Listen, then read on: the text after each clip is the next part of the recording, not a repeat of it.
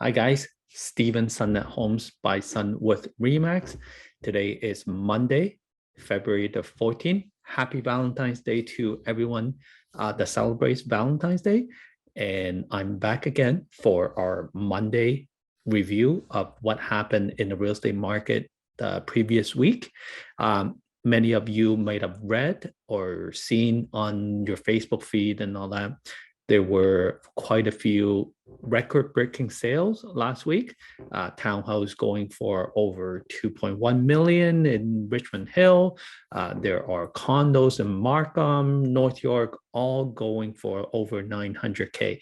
So let's take a look at the numbers to see if our tracking or trend also indicates this is what's happening and what I can make out of all the data. So without further ado, let's take a quick look. After this, I'm also going to talk about insurance. I get this question quite a lot, what kind of insurance I need after buying a property. So I'm going to go through the type of insurance, the different insurance products that you may consider.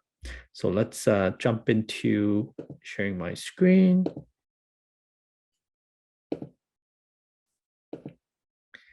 And we're going to come back to this. And so let's take a look at the numbers now. It was an exciting week last week. Many of you, like I said, heard or read that there were a lot of record-breaking sales. Now, if we look at the numbers from February 5th to February 11th, which is last Friday, we see that the number of new listings are consistently increasing. This orange line right here, this orange line, we can see that there are more and more sales every week they're coming out. Like I said in previous weeks, sellers are getting their house ready. A lot of investors are also selling their investment property because they've held it for such a long time. Prices are really good now. They want to take the gain and exit the market. So we're going to see a lot more listings coming out in the spring. This line is going to go up. We are seeing also the number of listings sold also going up, but not as much as the percentage of increase is not as high as the number of new listings. This gap here, this gap is increasing. So what that means is we have more listings coming out than being sold. One interesting number to look at is the 101%, this number. That is the number of listings sold over asking. Let me erase that. And we're at previous week, 1,126, increase over 930 by, roughly about 100 sales. The percentage of properties sold over asking is steadily increasing as well. That's this column here, and we're at 88%. But if we look at what listing sells, number of new listings sold, it's only at 12%. And don't forget, not all listings sell. So 61% of the listing sell, and of that, 88% was sold over asking. So still a lot of listings weren't sold over asking. I would assume those are more of the higher price products. Usually with higher price product, they take a little bit longer to sell. So no, not everything is selling within the week, but the market is still very healthy. There's a big demand, still increasing. People are still bidding for properties. Multiple offers still happening, so it's a great market if you're a seller. Taking a look at the average freehold price, again, don't forget we're looking at Freehold GTA, so Durham, Halton, Peel, York, and Toronto. And of those regions, the average sale price had a little dip. So when down slightly, nothing to be of concern. It's still at a very high peak. The dip could be because there were more homes below 1.6 million that were sold than the homes that were above 1.6 million. The average median price right now for GTA, for any type of freehold property where there is townhouse, semi-detached, it's sitting at 1.6 million. So what that means is, if you are in the market for a freehold, older townhouse, they're going for about a low million. Small ones, you can maybe get around $1 million, but majority of them are going for about 1.1, 1.2, 1.3. Anything newer or of a decent size. What's decent size? Let's say 1,600 square feet, 1,700, 1,800. They are going for the medium. They're going for around this price. So maybe like 1,516. Anything up larger or nicer or detached will be, you'll be looking at around 2 million. Now that doesn't go for all the pockets. So if you have specific pocket that you're interested in, let me know and I can do up data just for your area, your own pocket. All right, so that's the freehold market, still very strong, although prices are, fluctuating around 1.6 to 1.7 million for the average. Now, let's take a look at the condo side. So for condo, we're only looking at Toronto 416 area. 416 condo, we have 774 new listings. Keep in mind, this number will change next week. Some listings don't get updated until Tuesday or Wednesday. I'm doing these on a Monday. So every Monday, I try to revise the number of previous weeks. And so you might see a little slightly different numbers. In any case, what we're worried about is the curve. So that's why I graphed them and see what the trend is. So 774 new listings, 469 sold. So transaction wise, so 60% ratio wise, what's sold versus what came out onto the market. And 378 of them were sold over asking. The over asking amount is 80%. So look at the previous weeks, we were at 56. Let me just show you. So we're looking at this column here. We were at 37 and then we got up to 41, 56, 56, 61. And right now we are at 80% of the sale. We're over asking. The average price has gone up to 840. So taking a look at the graph here. So this orange line is the number of new listing that came out. There was a big jump last week and the previous week. And if we look at the number of transactions, actually dipped, but this number 469 is going to change. Next week, I will update for the previous week. And so that number might jump up. My thinking is 469 is kind of low. We should be around 500. So let's see if after tomorrow, Wednesday, when the condos get updated, then that number might change. So we have a really healthy supply, and the demand is keeping up. The green line, which is this one here, shows the number of properties sold over asking, and definitely there is an increase in the number of over asking. So we're seeing 23 offers, 36 offers on some of the condos, and they aren't even really nicely done up units. These are average units in North York. Building is maybe between 15, 20 years old. So it's not even new condos, and they're getting bid up because they are all under $1 million. Any property that's under $1 million right now is really hot, which is something I will get into when we talk about insurance, why that is the case. Now, average price keeps going up. this year, it just keeps on going. Are we going to see a stop? I think at certain point, this has to stop because it just doesn't make sense anymore to spend $1 million on a, let's say, a 500 square foot condo. But right now, that's the trend, and that's what people are fighting over. So great time for investor who wants to capitalize on this market and exit the rental market.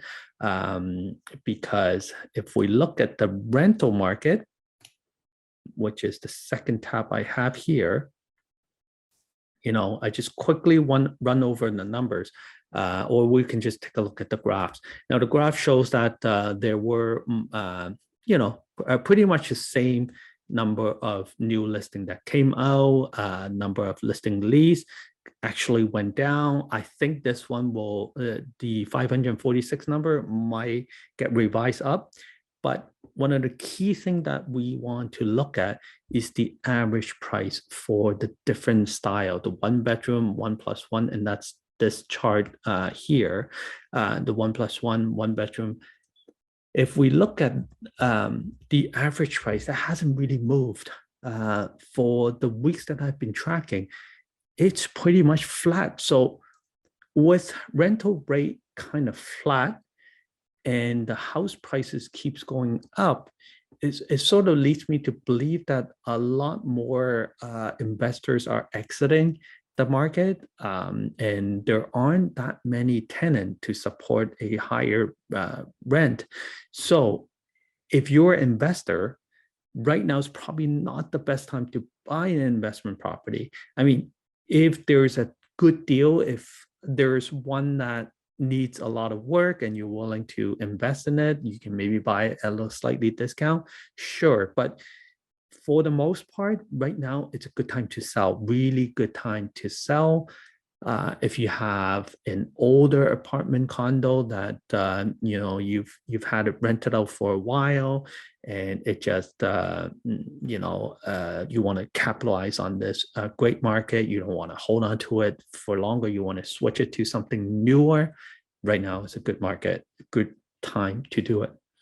So that's the state of the real estate market for the previous week. And like I said, I want to talk a little bit about insurance. Every week when I do these market update, I try to put in some knowledge as well, so that it's more beneficial if you're actually spending time watching these. So suppose that you bought a house today, or a condo, or whatever, you bought a property today. There are at least 5 types of insurance that you may come across, and you may want to take a look at. We will try to go through the first 4, and then just briefly talk about the last one. All right, so the type of insurance that you might run into includes high ratio mortgage insurance, bank mortgage insurance, home insurance, title insurance, and closing insurance. The reason the last one we're going to just briefly touch on is it's not very common, but you may come across it. We offer it, but not many brokerage will offer it. We'll go over that. So the very first type of insurance that you may come across is if you are buying a property under $1 million. It's got to be right under. It's got to be $999,999. I cannot even touch 1 million. So if you're buying a property under $1 million and you want to put the least amount of down payment, then you will have to have this high ratio mortgage insurance. It basically ensures a default on the mortgage because you have so little equity. It is very tempting or easy for the borrower to just walk away and say, well, I can't pay this mortgage anymore. I don't want a house anymore. And so I'm just going to walk away from my down payment.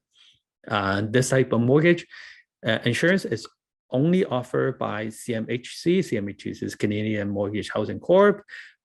Used to be called Genworth, now is Sagen, and also Canada Guarantee Corporation. So these are the only 3 will offer this product.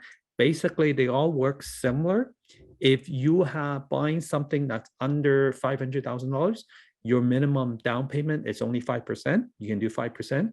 Anything above $500,000 up to $999,999, you need to pay 10% on that balance. So 5% plus 10% on that balance of it. And that's the minimum down payment you have to do. Anything less than that, they won't offer this product to you. The premium is roughly around 4% for the mortgage amount for 95%. It's on a calculated scale, so it's not all the same, but roughly around 4%. So let's say your mortgage is about $800K. Then your insurance will be about $3,200. And that's something that you need to pay upfront and part of your closing. These high ratio mortgage insurance is also available for up to 4 units. Usually they're limited to 1 to 2 unit, and you need to be living there. So if you buy a 2-unit property or 3-unit, 4-unit, you need to occupy one of the unit. It cannot be an investment property. And the loan to value ratio is kind of different, a little bit higher for 3 to 4 unit, 90%. And the maximum amortization for this type of mortgage, for the mortgage that it's being insured, is 25 years. That's the maximum. So this is high ratio mortgage for people who have limited funds but want to get into the housing market. They would need this type of insurance in order to borrow the most for the purchase. So the next insurance is a bank mortgage insurance. Now, it's also called a mortgage protection insurance. So what it is these are products offered by the banks, not government mandated. The previous insurance was is mandated by government. It's a mandatory insurance. This one is not. So with this, basically you are borrowing a sum of money from the bank and you paying them a little bit premium in case you are no longer able to afford the or not afford, you're no longer able to pay off the balance due to death or long-term illness. You lose your job, you can't work anymore, and it's a product that can be added anytime. The downside of this type of insurance, this type of protection insurance, is the coverage declines as you pay off your mortgage. The premium stays the same. So they will charge you the premium on every payment. But every time you pay the mortgage, a part of it goes to the principal. And this only covers the principal. So as you pay off the principal amount gets smaller and smaller, but your premium stays the same. So a better alternative will be to have a life insurance or critical illness insurance that has the amount larger than your mortgage, so to be able to cover the mortgage in case of anything bad happen to the purchaser. So that's the bank mortgage insurance, completely optional, something that you have to decide if you need it or not. And then we have the home insurance. Home insurance is mandatory if you're getting a mortgage.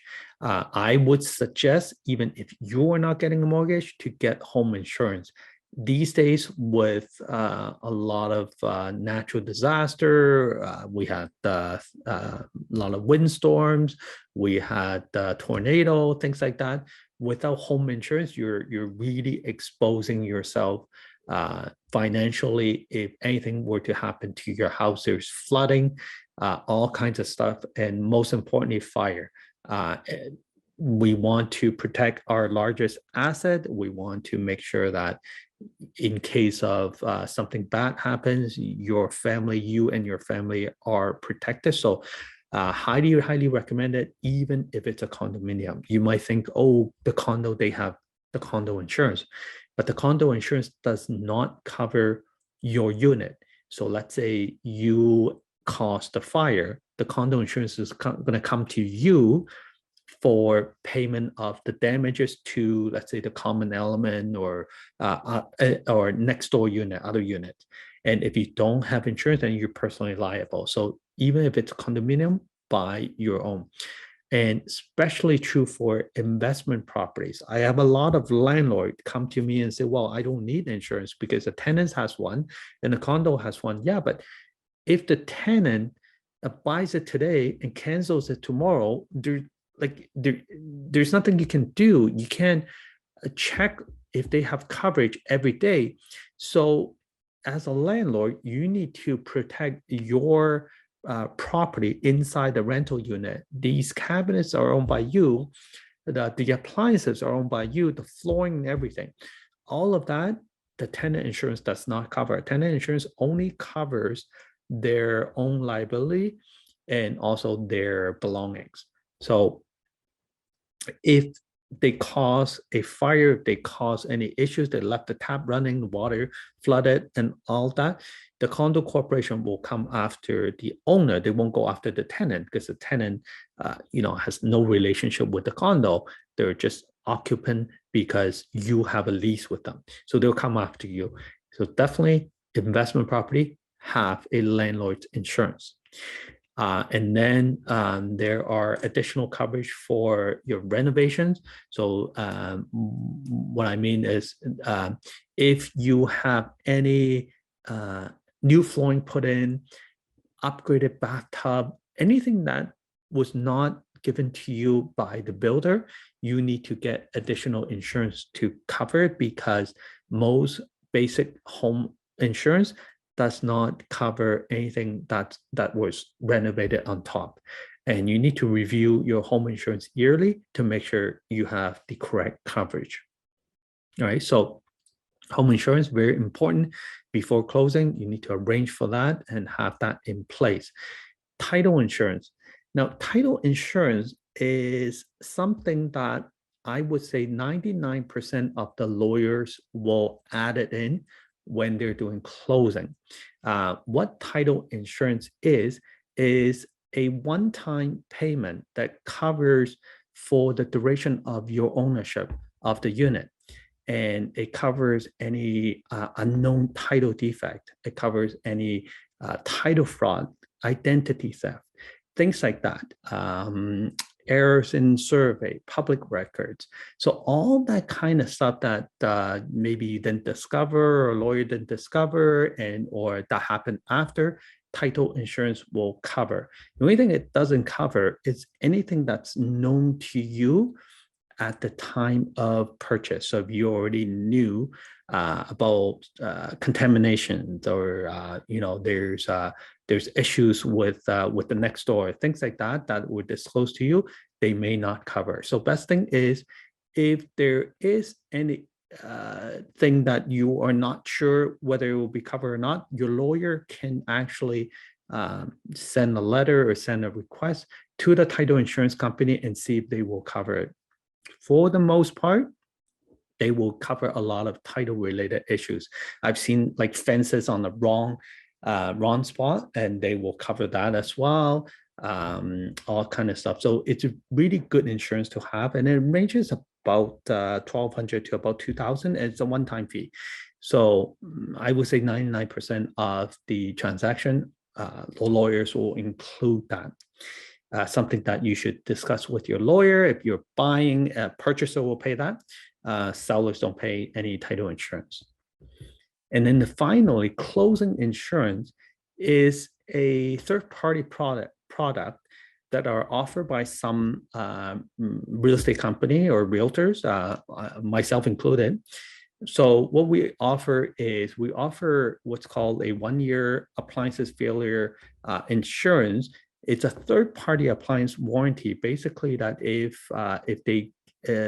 the buyer buys my client's property and we have that insurance on the property, that they will get the benefit that within 1 year, if an appliance fails and they ask for a tech to come out and tech cannot fix it, there will be a certain amount, up to $10,000 that are payable to them. Of course, there are some restrictions, but that's basically what we offer. Appliance in this closing insurance also covers if the seller cannot move out in time, and so the buyer can't move in. Buyer already sold their house. There's got nowhere to go. So it covers the storage costs. It covers the accommodation up to a certain amount. And it depends on which package we purchase, and it offers different amount, different coverage. So it gives our listings a little bit of an edge.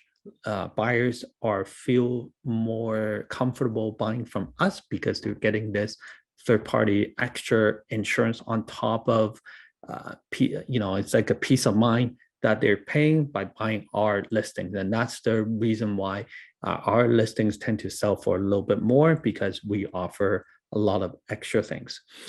So that wraps up my review for last week info, and also a quick discussion on the number of insurance product. Hopefully that was helpful for you. Like always, if you have any questions regarding what I talked about today here, or any other real estate related questions, don't be shy. Leave me a comment or send me a text, and I will try to answer them. Thank you so much for watching. Once again, it's Steven Sun at Homes by Sun with Remax. I will be back next week to give you another update. Take care. Bye for now.